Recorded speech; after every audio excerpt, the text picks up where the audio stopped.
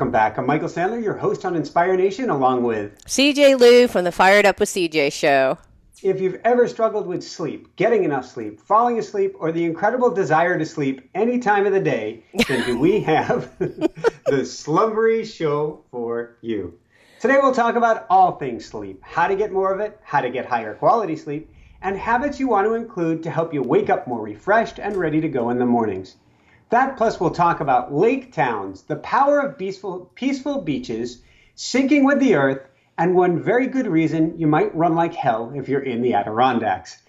So, welcome to the show, CJ. Are you ready to shine? I am ready to shine. Woo! All right, so clearly the drum is back. So how was the 1 month trip and how does it feel to be home? Oh my gosh, it was a great trip. You know, we have two boys in high school, and it was so nice to just connect with them without electronics, to just talk and connect and just have a lot of good relaxation. Because right before we left on the trip, it was kind of super crazy. And at the tail end of the trip, I did a 10-day workshop on how to use this behavioral assessment predictive index. And then also how to use it and then how to sell it. And it was interesting. I've never done sales before, so it was just interesting, the world of sales. I don't know if I ever want to do sales, but it's just awful. I know you've done sales, right?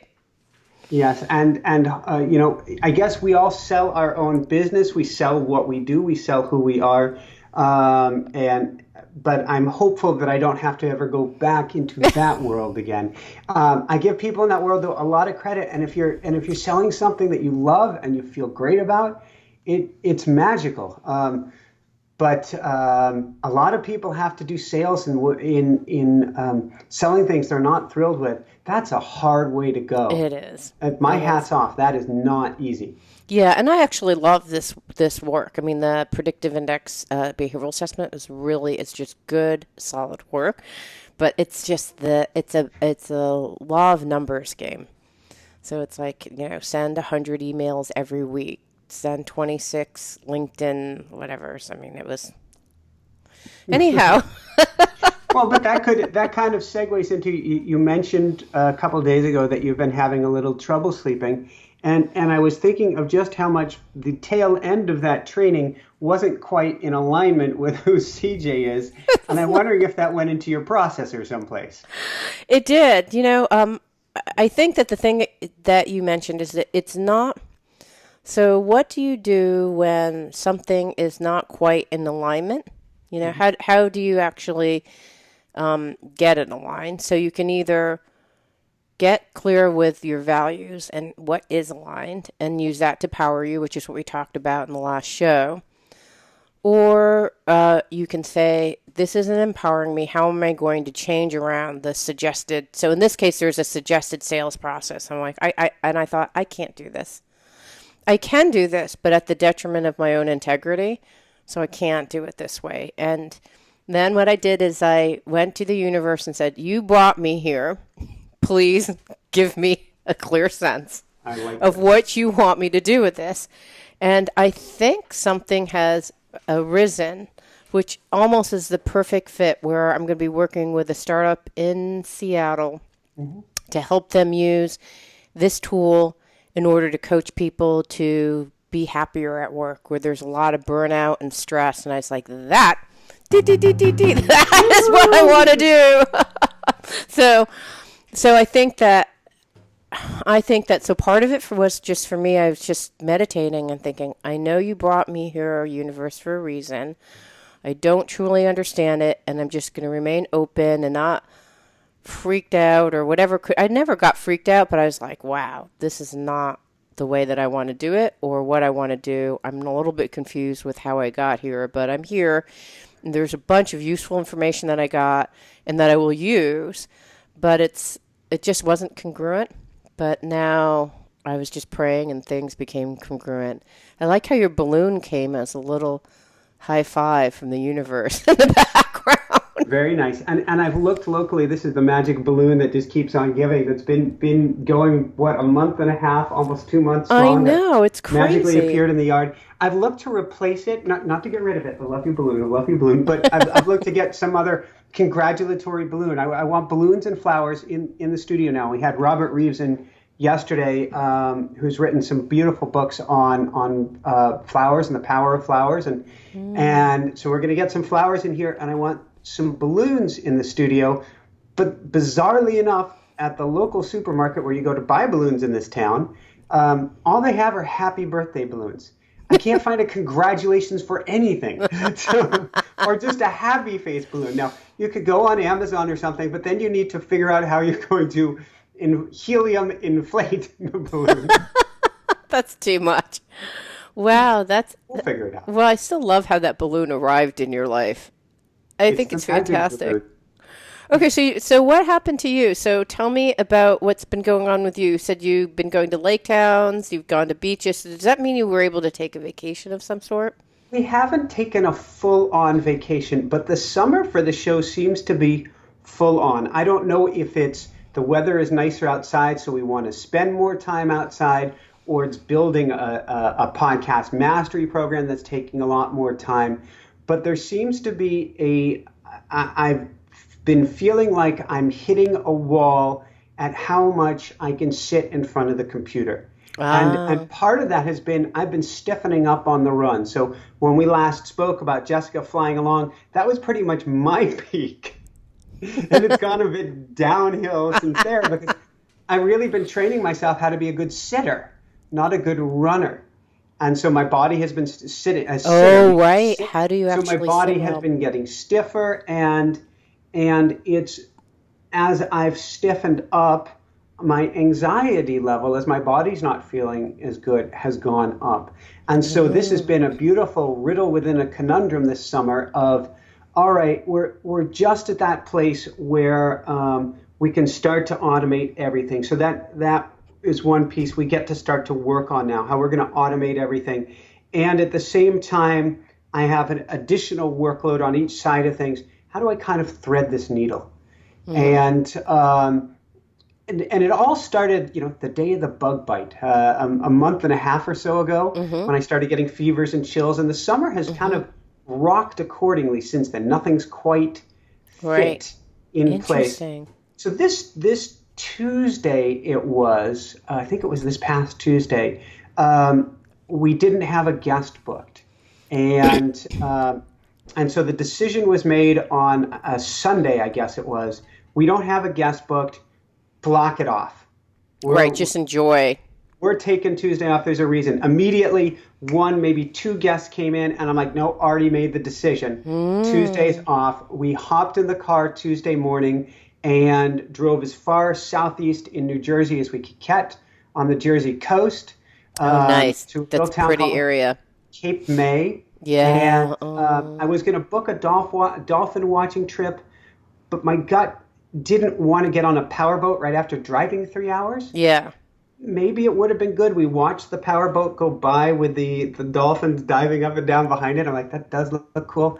Kind of melted down quietly the first few hours there, just like, what am I supposed to be doing? I need to be somewhere. I need to be doing something. What am I doing?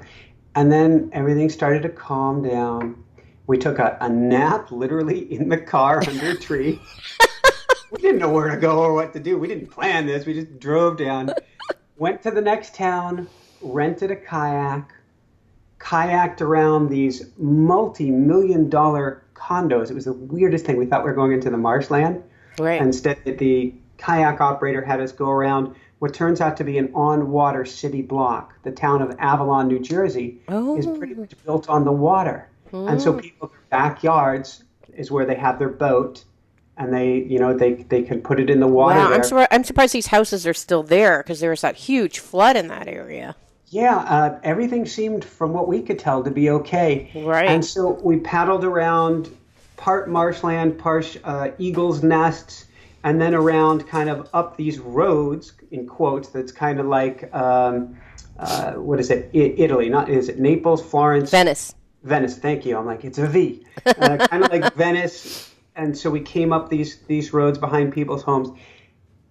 So peaceful, so relaxing. And then we had just a beautiful lunch and got out, which is almost dinner time, got out to the beach in this town. First off, Avalon and this whole area south of Atlantic City, all the kids are out playing without parents. I'm talking, 4-year-olds, 5-year-olds, 7-year-olds running around, and it's Right. so cool. Went out to the beach. It was a football, if not 2 football fields wide, huge, very deep, all this sand, and then you get to the edge, and the sound was so peaceful. And we just laid there and just listened to the waves coming in, and it was such a powerful reset. Just listening to the waves coming into the seashore. Okay. All right. I have a question for you. Did it feel like a place that you could call home? Yes, with those caveats, but yes, and we're still soul searching. But what is becoming, and I went down there with the intention not of calling that place home, and that does tick off more boxes to me than being in the desert. And I'm a swimmer and a water guy, and Oh, right. love my water. And we hadn't been to the beach since Maui. We moved from Maui a year and a half ago. So like that was part of our lives. And one of the last things that we did in Maui was kayak. We used a kind of a sea canoe. Oh, wow. And so it felt good to get back and get paddling. So it felt really good. And one of the goals of going down there wasn't so much to say this is where I want to live, but the goal was to mess things up, to go someplace we hadn't been before, to get outside of our comfort zone, to get uncomfortable. So while I'm there going, I don't know what the hell to do, I don't know what we're doing here, there is a big part of me that's going, even the emotions that are arising because you are here right now going, the hell do I do? We've just driven 3 hours and I don't have a clue. So you couldn't stay at the midday sun in the 90s, hanging out on the beach, and we would just I toasting. love it. Well, Joe Dispenza has this one phrase about getting out of the ordinary to experience the extraordinary. And I think that that's what it sounds like it happened because, you have your regular routine. On Tuesday, you would have met with guests and then you would have done, whatever. There's probably a set of editing that you do. There's a set of Yes. process and your brain had a hard wiring of like, I'm driving down the normal path. In the next 3 hours, I'm going to drive down this path, right? And then instead, your brain was like, I'm driving down the highway. I'm not even sure where I'm going to stop. I've arrived in the unknown, and I don't even know what I'm going to be doing. And We so basically went to the end of the road. you did. End of the Garden State Parkway, literally to the very end of the road. If you drove any further, your car is driving underwater to Delaware. Wait, so if you go to the end of the New Jersey Turnpike or Garden State Turnpike, it just ends in Cape May? Garden State Parkway, mile marker 0 is Cape May. I've never done that. I mean, I've been to Cape May, but I didn't recognize that you were at the end of the road. Oh my gosh, so you're at the end of the road. Literal end of the road. And you have this kind of closing, you kind of began in Hawaii, you ended in Hawaii, your kayak, and then here you are beginning again in this new place, right? Emotional, new physical place, new emotional place, new mind place. Wow, like that sounds like a big cathartic breakthrough. Did it feel like that for you? I mean, symbolically, it's fantastic. Powerful seed planting, and that's continuing. So I knew we were pulling the thread. I deliberately wanted to pull the thread of the sweater and see where this leads. And I knew I wanted to metaphorically rock the boat. Right. And so, and the sea and the ocean and waves is such a powerful part of me. In fact, in healing from the last big accident, it was aqua jogging in the ocean. That's how I really healed. Is every morning we would go out and start the day, and sea turtles would swim by us, and it was the most magical thing with your waist belt out, jogging in the middle of the water, going nowhere fast. So this yesterday, I wanted to go back to the beach, but that just seemed like an obscenely long drive to get there, and not sure exactly what we're going to do yet. And we'd have to go really, really early because there are weekend crowds that are just crazy in the Southeast Shore here. And so we thought maybe we'd go today, and yesterday we'd go out for an epic hike or a run someplace. And my body has been kind of worn down, so epic is maybe relative speaking. And we found these different places online, and I'm going, I feel like, going for a run and then just jumping in the water someplace. Something I like to do. In fact, 2 days after the beach, we went up to the local lake that we hike around, and it was before an interview. Jessica posted on, what is it called, Snapchat. She's like, here's what happens when I turn my back, and I'm out in the middle of the lake. Literally, she's like behind me on the trail doing something after we'd meditated. We had to rush back for an interview, and a few hundred yards down the trail, she found me in the water. I love it. That's cute. So yesterday, things flowed. We ended up at this trailhead that was unexpectedly next to a lake. I said, find us an epic trail not too far away, instead of us driving for hours. And so we get to this viewpoint, and we're looking down at this lake beneath us. And this lake is huge, and it's reminding me of a brief bit of a summer I spent on the Swiss-French border in a little town called Annecy. In fact, the Tour de France went by it yesterday. This very long lake, granite Alps rising behind it, this mountain village. And this place looked like this mountain village. Wow. And so it's a place called Greenwood Lake. It's a 7-mile long, or a little bit longer than that, lake between New Jersey and New York. It's got homes. It's long. It's got homes all along it, boats, everything. And we found out it's legal to swim in. Legal? Legal. Oh, cool. So of course, as soon as we finish the hike, there I am in the water. Jessica's in the water with me, and we just kind of stay in the water together for like 10 or 20 minutes. Then she goes back to shore for a little bit, and I swim up and down the coast a little bit. And it just felt heavenly. And I'm like, what if we had a home on a lake or something? And we got up in the morning, and the decision was, do I swim this morning? Do I row? Do I take out the sculling boat this morning? Do I kayak this morning, or do I take out the sailboat? I'm like, how rough would life be? And she goes, I could live with that. I'm like, okay, that goes in the hopper too. Right. All just going in the hopper. But water seems to me to be a piece of this. I think I told you, we've mentioned this several times, but in the shamanic retreat where you die before you die. So the whole idea is that in the shamanic retreat, you go into a place in your head where you experience what death would be like for you. And and what was interesting is people would recount what they experienced when they went on the shamanic journey. And the interesting thing is that at the very high level, it was very, very similar. The first step always began with a healing. And probably 70 to 80% of the people who had this healing, it would start with water. So they'd have a meditation, they'd go up, they'd fall into a waterfall, or they'd go be washed over in a kind of calm mineral bath or something like that. So I think that it feels like there was parts of you that, do you feel like parts of you were healed by doing all that water activity? It feels great. I think it is helping to take the pressure down. Since this is a show on sleeping, I think it's helping me get a little bit more of a quality sleep. And I've been wanting to nap afterwards, which isn't my style, and I'm trying to let myself do that. So there's definitely been an awe to it. It's striking me as both something, I don't know if there's been an aha moment of shift yet. I think if there has been, I will know that in the long term. Right. That a month or 6 months or a year from now, I'll go, remember when we went to the ocean, or remember when we went to Greenwood Lake. I do think that's in the process, and that's happening. It's definitely, the best way that I can put it is confusing in a very good way. Right. Because my one thing is nature time. I used to call it running until very recently, and I realized my practice is nature, and running is how I like to express that. If I went to, for instance, Sedona, running would be the only way I could express that. Running and maybe mountain biking, but there is no swimming, sailing, kayaking, any of that stuff.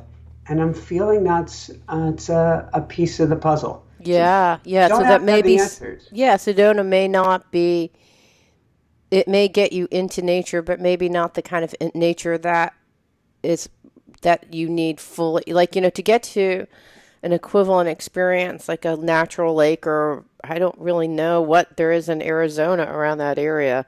They have fake things, but I don't, you know what I mean? And I think that they probably have lakes there. Don't Few know in and far in Sedona. between. There's I've seen Wallacea, creeks. They're actually really beautiful creeks. I sat near and a beautiful creek near a that's river. what Jessica talks with me about. She's like, well, there's a beautiful creek that goes through Sedona. It's gorgeous, and you So can wade through, but it's not. There are probably parts of it that you can dive in and kind of, have a nature's bathtub, but not a ton. Not a yeah. ton. So that goes in the hopper, and I think that the lesson here for all of us so far is, well, first off, water to me is very soothing, is relaxing. If you need to get the stress levels down, which can help with sleep, get yourself by water. And then I think it is so important to just step out of that comfort zone in a very uncomfortable, different way. Or in our case, I was saying, we're not going to play it small anymore. While we're in New Jersey, we're going to go see stuff and do stuff and experience different stuff and put that into the hopper, put that into our mind and let it move things around and see what comes up. Right. So the way that you've been able to sleep more is to balance your life more. So the things that you love are in your life, being out in nature. For me, like I've just been taking naps, wow, you know what? It'd be so joyful to just read a book right now. And then I'm reading this book on millennials. It's a fantastic book. I have a whole next month about talking about millennials. So I'm reading this book and I'm turning the pages. I'm like, wow, I'm finding my eyes are just kind of tired. I think I need to close my eyes. And like, boom, 2 hours later, I find myself on the couch. And I turned towards my husband. I said, how long was I gone for? Because it maybe like, and normally if I do take a little nap like that, it's a cat nap, like a 20-minuter, and I feel refreshed and I can start all over. But 2 hours just on the couch, flat out gone. You needed it. I really needed it. And in fact, my son came in and he's like, Mom! And he was yelling his head. And I was like, really? I'm asleep. I can't believe you. And then like I fell directly to sleep right afterwards. Like he even like made loud thrashing noises. And I just fell asleep because I think if your body needs it, right? Somehow both of our bodies were crying out for what it needed. And I thought it was reading, but it was really sleeping. Because my sleep was all messed up because I had gone from the West Coast to the East Coast, and I finally got used to. And I'm not sure why, but it took me a lot longer to get used to. Usually it's 3 days, and I'm done. Like I'm adjusted to moving from West Coast to East Coast, but it took me probably about a week before I'm like, okay, I feel well rested. I'm getting 8 hours of sleep, uninterrupted sleep, and I feel well rested. And then I thought, good, I've got it down. So it was 5 days. I was there for another 5 days, and I was sleeping okay. Like every night they would have us go through like a homework assignment, and then we'd have to present and perform the next day. So it's kind of that wake up in the morning and you're a little bit stressed already because you have to perform later on. And then I started flying back to the West Coast, and I've been waking up at 3 every morning, 4 every morning for about a week. And so now I'm finally, I slept till 7 without waking up. Granted, I went to sleep, and then I went to sleep at 1:30. Like, I sleep because I took a 2-hour nap. So my sleep is still, like, it's not consolidated where you have that, 8-hour chunk. And I went from one learning curve of this sales training to a different learning curve where I've been learning about knowledge transfer for the other company. I have 2 jobs. So the other job, I started getting a learning curve on that. And what I realized is that when I do coaching, what happens with coaching is that your intuitive self is in the forefront. And even with this radio show, my intuitive self is in the forefront and my analytical mind is in the background. the part that's like, okay, what time, like someone is running a show, like someone is thinking about what time does the show have to end, what questions do I have to ask, what order should I ask it, is this a logical step right now to ask this question? Oh, take a deep breath, take a deep breath. Are you relating to any of this? Well, just that the energy is woo. Oh, sorry. No, but this is the mind, right? That's kind of in the background, but it's in the background. But when you're learning, when you're also in the learning environment where you're learning materials, for whatever reason, and this is the big question for me, it turns around. So the analytical mind is like, okay, I've got to remember that goes over this goes over this, blah, blah, blah, blah. And I'm exhausted because that part of my mind has not been operational or in the forefront, and it's tired, like it's been used to sitting in the background. And my big question is, should I, maybe I need to switch it around. Like, why do I need to move it to the foreground? Maybe it needs to be in the background, but that's at least what's exhausting me is just the amount of learning. It's almost like when you have a new workout routine. One of the things I always think of you now when I'm doing something new, it's like, take it easy. Don't like run hills the first day and do 40 minutes of hills. Maybe you want to do, what would you suggest if I were doing hills? What would you suggest? Oh, you baby step your way in a minute or two of hills, and then Right. you give it some rest, and you come back. This makes me think of two things here, because this is something I've worked both with clients and with myself on. So the first piece is, with all this traveling across the country, is getting your circadian rhythm in sync. And so if I could get you running, walking, at least sitting on the earth, sunrise and or sunset. A point of time when you do it? Interesting. Yes. Because when you're outside and that light shifts, you shift. You get in sync with something that's vibrating at a much stronger frequency than you are. And if you get up before the sun comes up, you're outside as the light starts to come up. That's telling your body when to rise. And then if you're outside, taking a walk, sitting in the earth, as the sun goes down, it's telling your body when it starts to wind down. So it's actually being outside is actually critical for you, and what you're suggesting would be something we all suggest if we're flying from one coast to the other. Not just if we're flying from one coast to another, but if our circadian rhythm is out of sync, which is what you're describing. Yeah. For instance, if somebody can't fall asleep till late at night, then they have trouble getting up in the morning. Right. Then I highly recommend this, which is getting out with the natural cycles of the earth, specifically at those light change times, because it's going to do a much more powerful job of telling you when to rise and when to sleep than you could ever tell yourself. I completely agree, because we do a ton of traveling. Our family does a ton of traveling, and we went all the way from Seattle to, 12-hour difference. So we went to Egypt, we went to China.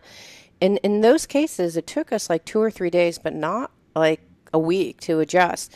And the key difference is that we would wake up in the morning and we'd go out and look, and we would be out in nature the whole day, walking around, exhausted, like, beyond belief, but we would do it. And then we one time took a trip from Seattle, when we were on the same trip when we were going from Seattle to London, and we had a day stay overnight. In London, we just forced ourselves to walk around. We saw Big Ben. We're like, "There's Big Ben." We walked along, and we did because we had gotten There's I don't think we had gone. We hadn't gone to sleep because for whatever reason, none of us slept on the plane from Seattle to London. So it was probably like 3 a.m. for us, and we just pushed ourselves, and we were outside the whole time, and the integration was way easier. In both cases, and these are 2 separate trips because we went out in each case.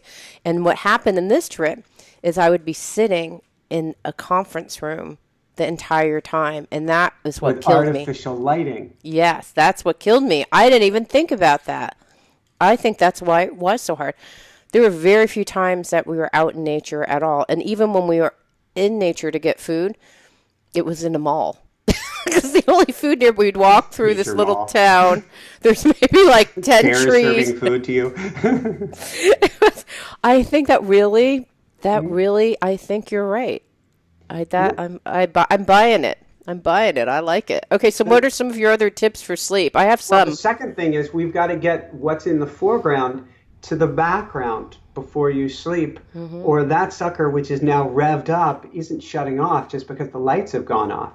And so we need to have either a routine right now that you put in place, or getting the lights turned down and some candles or some meditation. We need something to get you back to old CJ, who does have the intuitive part in front before you sleep, so that guy who's been getting quite the workout can chill and relax and doesn't keep going, even if not on a conscious level.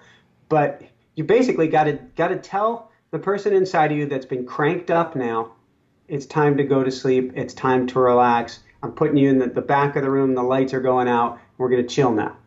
Right.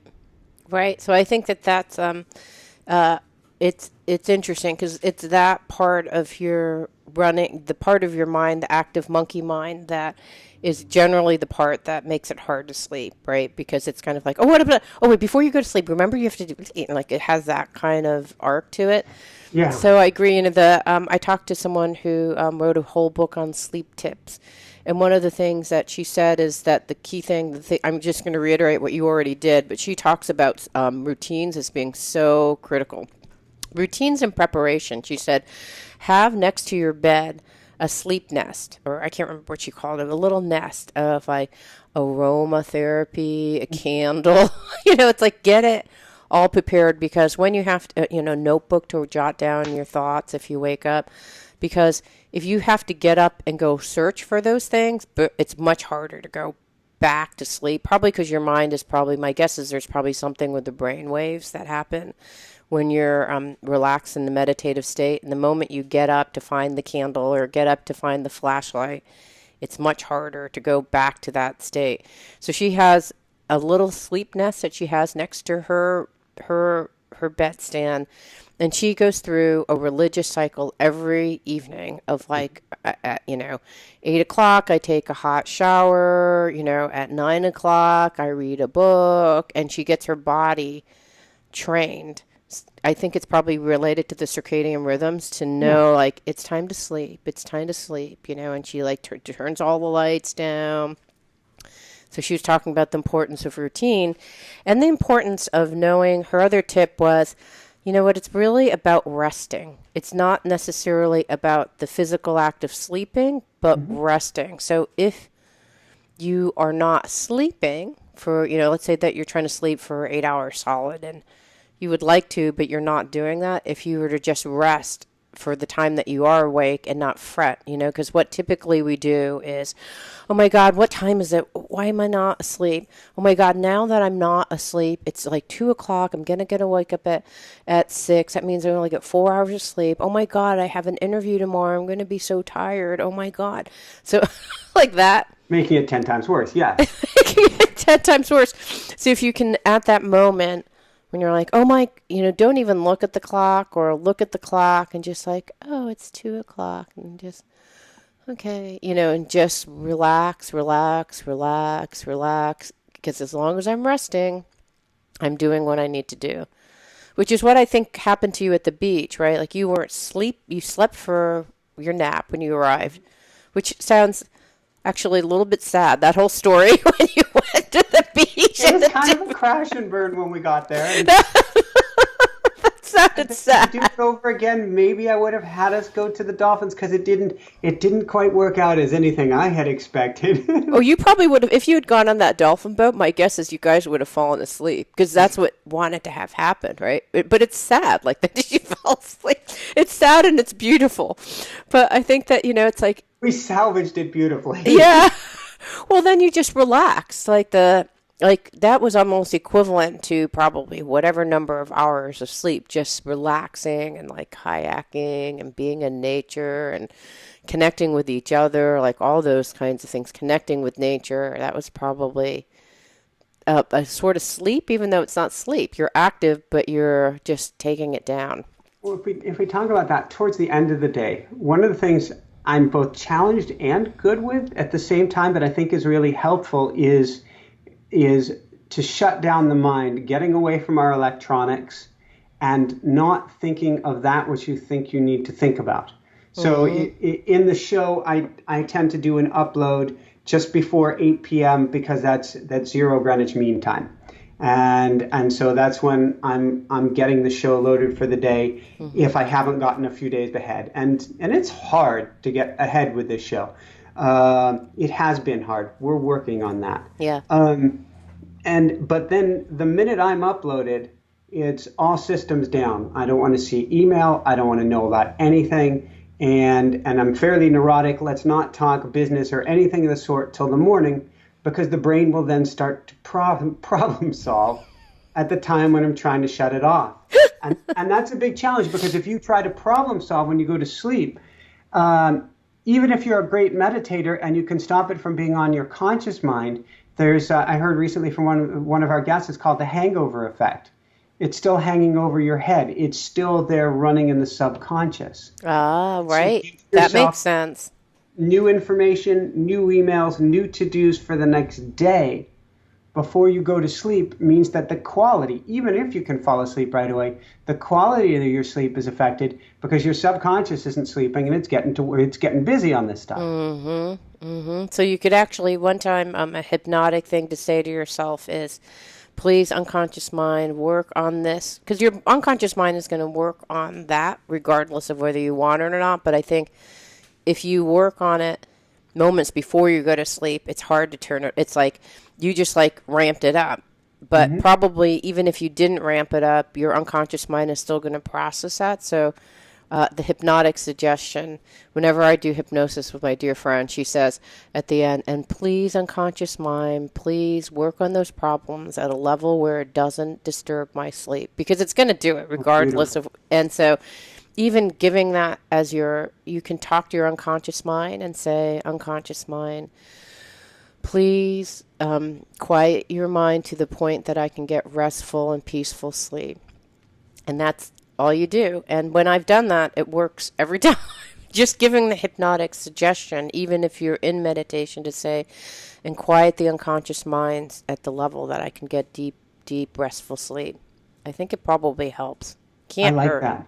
Yeah. I haven't tried that specifically. I will now. Yeah. What I've been known, particularly if there's not enough time, I often get my best quality of sleep when there's not enough time, quote unquote, to sleep, because I will use a mantra before going to bed of, I wake up rested and refreshed. I'm waking up rested and refreshed. I feel rested and refreshed. And I just keep saying that, and I'll wake up maybe once in the middle of the night. I feel rested and refreshed.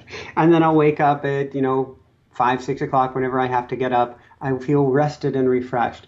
And so the problem solving that the subconscious has gone on is, how do I make Michael feel rested and refreshed? Right, because you're doing a hypnotic plant.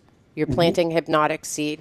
This is the main thing I want you to work on. Figure out a way so that Michael can be rested and relaxed. That's brilliant. I like that. I sometimes when I wake up kind of mid-cycle and I'm like, I really don't, I see myself ramping up, I just send white light to myself. I'm showering myself with white light. And all of a sudden my mind is occupied doing something else. Similar kind of thing, right? Because structurally what you're doing is having your unconscious mind focus on something else. And so when I'm thinking about white light coming and shining, it's like all of a sudden I think it's healing and it's calming, and you just go back to sleep. And it's I think that's the same kind of thing, even though we're using different words. The other thing that I do is when I wake up, I'm like, wow, I got 4 hours of sleep last night. I'm like, well, it is what it is. And I don't think I think the thing that gets us tripped up is when you say, I got 4 hours of sleep, and that means we have this whole story. It means I'm not going to be productive. I'm afraid to drive. All these kinds of stories about what that means. And I'll say, nope. I got 4 hours of sleep, and it's meant to be. Why is it meant to be? I don't know. But maybe there's a strong reason why I got 4 hours of sleep. Either to know that I got 4 hours of sleep, maybe I'm stressed out, I have to do something, or sometimes actually I get 4 hours of sleep when I have to break down something. Like, for example, I wouldn't have been as open, or I'm just so tired that my defenses are down, and something kind of miraculous happens during that day because those defenses are broken down, and as a result, I'm so open that something interesting happens. And so instead of, oh my gosh, I've only got 3-4 hours of sleep, blah, da, da, da, da, da, think, there's something that's going to happen today as a result of this, or Cool. it's not going to affect me at all as a result of this, or the more I focus on this affecting me, it will affect me. So I'm just going to assume there's no effect or a positive effect. Whenever I train an athlete for a big event, I always tell them that the night before the race, if you get a great night's sleep, that's awesome. But chances are you're not going to get a very good night's sleep. That's par for the course. And realize a lack of night's sleep never really hits you that first day. Oh. So if you don't get a great night's sleep, you are going to still have the performance of your life. So don't sweat it at all. Yeah. And that preparation seems to work in life. That if you have a rough night's sleep and it's just a single night, don't sweat it at all. You can catch up the next day, right? You can, and as long as you don't go into the next day going, I wonder if I'm going to be able to sleep tonight. In which case, you can tank yourself. So instead, you say, tonight I'm going to get a great night's sleep. I'm going to set alarms to get bed early. I'm going to do some fun ritual stuff. I'm going to get the electronics off. I'm going to even shut the lights off when sundown comes, and maybe read a book with a flashlight.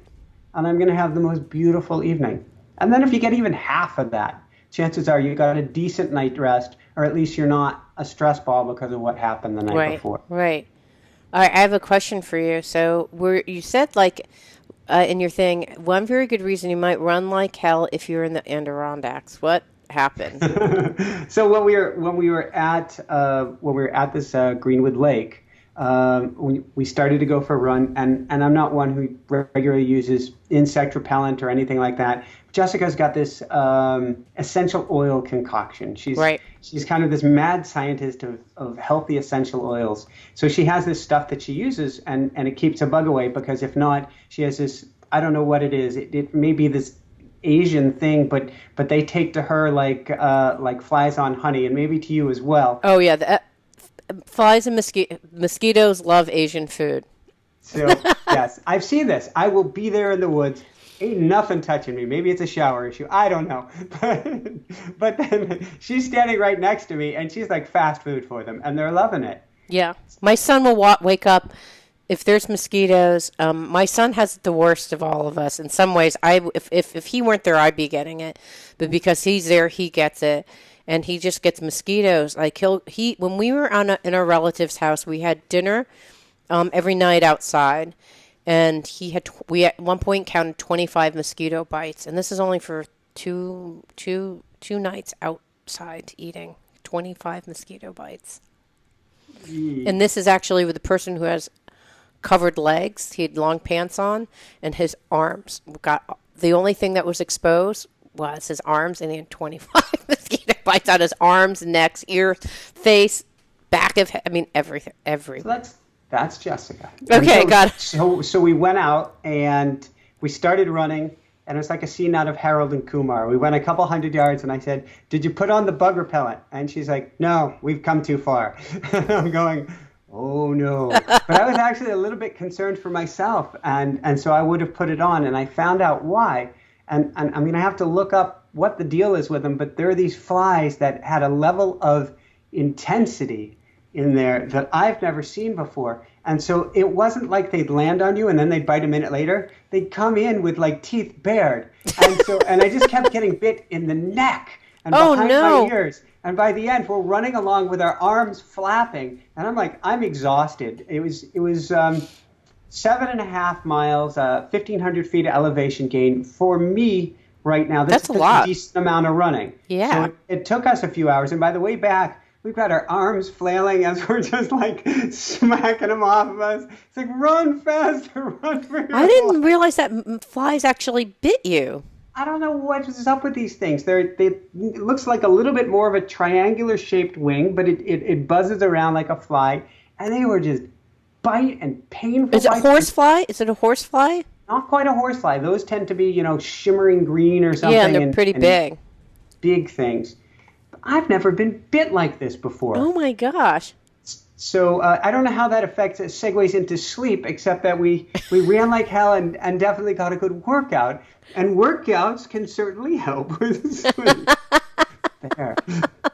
And next time we will have the essential oils for that one. Well, I think it's fascinating because you said to me earlier in the conversation that you said that it all started with a bug bite, right? Because when you had that bug bite and then you got, you were afraid. And are you now clear of any remnants of ticks or anything, Lyme disease? It's a good question. I believe so, but the body's still a little bit weird. Like last night, we made the quote unquote mistake of giving me a smoothie around 6 p.m. and my body temperature just went way down. So I'm not sure if I seem to be running a little bit more cold lately, which is beneficial. When we got out to the trail, it was like 82, 84 degrees. And I'm like, oh, cold. Oh, no. And then it was mid 90s during the run. And I'm like, ah. Oh, wow. So I'm going to be probably speaking, I know I'll be speaking in the next few days with Anthony William, medical medium, an amazing. You had him on before, right? Okay, Yeah, good. So he can help you.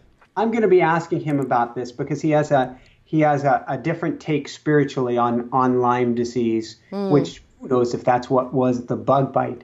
But I will ask him about this because things don't feel quite right, and I do feel more tired than before that. And I've ticked off that box that said it could be something related to that. So let's be open-minded. At the same time, I've been watching your stress levels, and I think what's going on is because you're pushing to the limit with the show, you're not winding down quite as much as you need in the evenings. Therefore, too much is going on in the processors, which is why when I wake up in the morning, if Jessica has a problem-solving question, like, what do you want for breakfast? I'm going, oh my God, I can't take it right now. And she's going, okay, he's a madman. Oh, honey, that's not good. That's not good. Oh, wow. Yeah. So you need to wind. So the message is about winding down because your body is so taxed out from all the daily processing that it can't heal itself. Is that the idea? It could be. I mean, for instance, today is a day of editing, and I'm not saying poor me, woe's me. This is my job. I'm thrilled and honored to be doing this work. Today I'll get to do some edits. Tomorrow morning I have 2 books, 600 or 700 pages to read. Oh my gosh. And so if you don't stay even keel each day, you can quickly go to a right. Yes. place. Yes, I get it. And so it's really training me, and I flip this on its head, and I challenge anybody who's running into a similar situation to flip it on its head. It's training you to be Superman or Superwoman around stress, to not be that we have to turn down our what would be the description of it? It's sort of like turning down the volume. That was a stress on a stress level 10 before. We now have to turn down our sensitivity. There it is. So that's a stress level only a 3 or a 4, or maybe even get it down to a 2. And so you learn through the show. I've really learned how to handle challenge and stress a lot better. And so how do you go from a 10 to a 3? What are some of your best tips that you've enjoyed? Meditation is huge, and not letting go of the meditation ritual. Self-talk has been extremely important. Particularly, I love myself. It's all going to be all right. Don't worry about this. And really being kind and gentle to my inner self, to my inner child, and really trying to take those moments of stepping back and having a talk with myself. And then taking opportunities, whether it's going to the water, going to the beach, whether it's getting out for a 5-minute walk, grabbing every opportunity I can right now to do something for me and shutting down during that time. So it's meaning really shutting down versus kind of still processing. No problem solving, certainly no electronics, and that's been the biggest one I'm trying to step back from now. Is I'm a information hog. I want to learn as much about everything as I can, and there's no end to it. But when I'm on the computer doing something and I'm not 6 to 8, I tend to be a mess, and I'm trying to get my last edit done, and it takes 10 times longer, so to speak, to get something done because I can't focus. To stay on the computer and go, well, I'll just surf the web and look at this Right. while I recover my mind, I'm not actually recovering my mind. I call it pixel time. When Right. you've got pixel time, it doesn't matter what you're looking at the screen. It's causing certain brainwave activity to take place. So when I'm tired, exhausted, fried, frazzled, stressed out, get away from the pixels. Step away from the pixels. So any more tips before we close up? I don't have Yes, anything. I have one more thing to cover, which is mindfulness in general. Yeah. I used to be a terrible, terrible, terrible sleeper. It went with my diagnosed ADD mind. We've all got, in theory, ADD today, Right. which is a whole topic for another show. And I've written a book on it, so it is a topic for another show. But I was a very, very poor sleeper.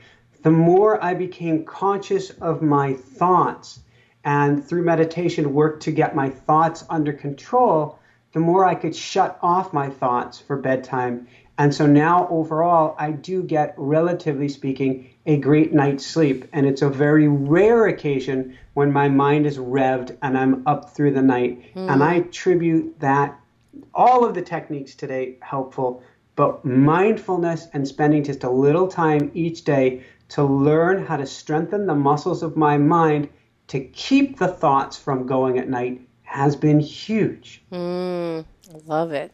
That's great. And I think that has, I don't know, I think the thing that's interesting, because my mind has been running amok, and it's just even noticing that my mind is running amok is a value, right? Even if your meditation Hugely so.